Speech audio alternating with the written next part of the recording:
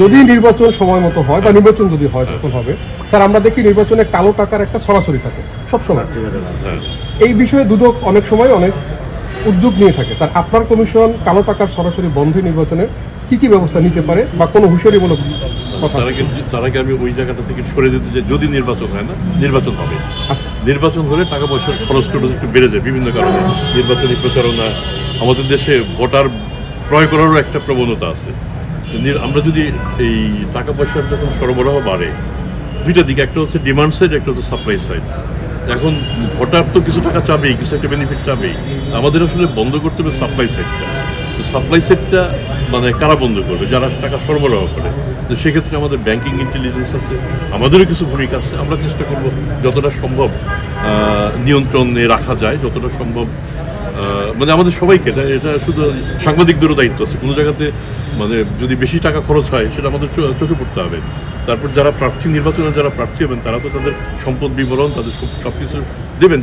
যদি তারপরেও যদি মনে করেন তারা কিছু লুকোচ্ছে, তাহলে সেটা অভিযোগ আকারে দুদককে দেবেন, দুদক কাজ করবে। আমরা এর আগেও কাজ করেছি এবং আমার মনে হয় এটাতে প্রশ্নটা করে ভালো করেছেন, কারণ হুট করে দেশে টাকার পরিমাণ, অবৈধ টাকার পরিমাণ বেড়ে যাবে এবং তাতে সেটা এক পর্যায়ে মুদ্রাস্ফীতিও তৈরি করতে পারে। কাজে আমাদের সতর্ক থাকতে হবে আগে থেকেই।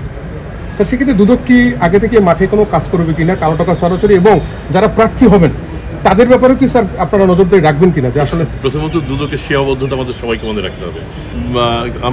আমার মনে হয় মিডিয়ায় আমাদের এই কাজটা করতে পারে। কারো যদি শুরুতেই দাখিল করার সময় আপনাদের মনে হয় যে অবিশ্বাস্য রকম কম সম্পদ দাখিল করা হয়েছে এবং বাস্তবে তার সম্পদ অনেক বেশি, এটার সাথে সাথে আপনারা রিপোর্ট করবেন, আমরা আমাদের মতো করে কাজ শুরু করবো।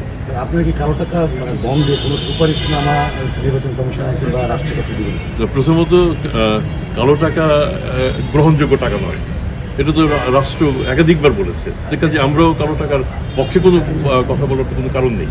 আমরাও চাবো যে কালো টাকার ব্যবহার এবং কালো টাকার প্রসার যেন না হয়, সেটি আমরা যাবো দাখিল করা।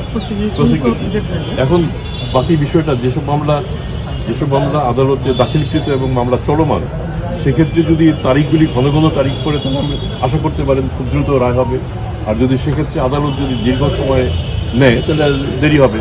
তো আমরা প্রত্যাশা করবো এবং আমরা সংবেদনশীল সকলকেই বলবো, যেসব মামলা আমরা ইতিমধ্যে দাখিল করেছি সেগুলি নিষ্পত্তির জন্য তাড়াতাড়ি হয় এবং জাস্টিস জন্য সবার জন্য।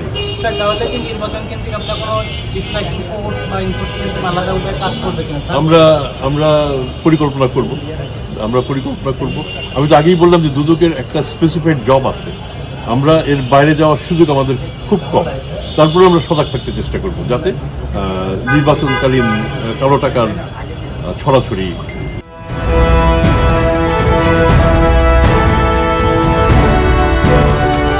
জনতার টিভি, জনগণের আয়না।